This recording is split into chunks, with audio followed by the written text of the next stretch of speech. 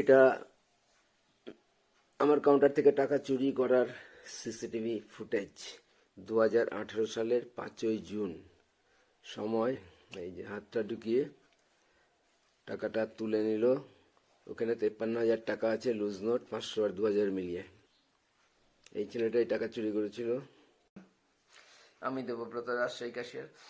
এটাও একটা উল্লেখযোগ্য যে সেই নির্দিষ্ট অফিসের বাকি সব ধরনের স্টাফ 40-এরও বেশি কোনো এক অজ্ঞাত কারণে মুখে কুলু পেটে বসে থাকলো।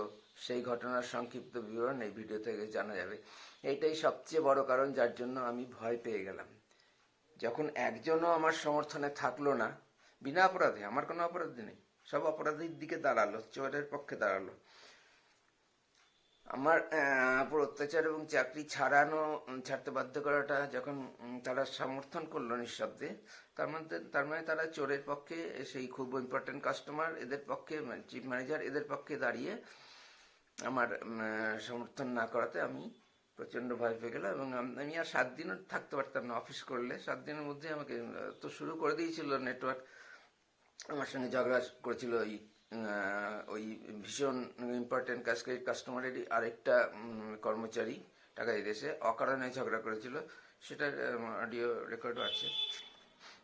State bank of India Malda ব্রাঞ্চের, সেখানে একটা ক্যাশ কাউন্টার থেকে 53,000 টাকা চুরি করেছিল। সেই ক্যাশ কাউন্টারে আমি ছিলাম, অর্থাৎ আমার ক্যাশ কাউন্টার থেকে চুরি করেছিল, যেটা পরে সিসিটিভি ফুটেজ থেকে সবাই নিশ্চিত হয়েছিল।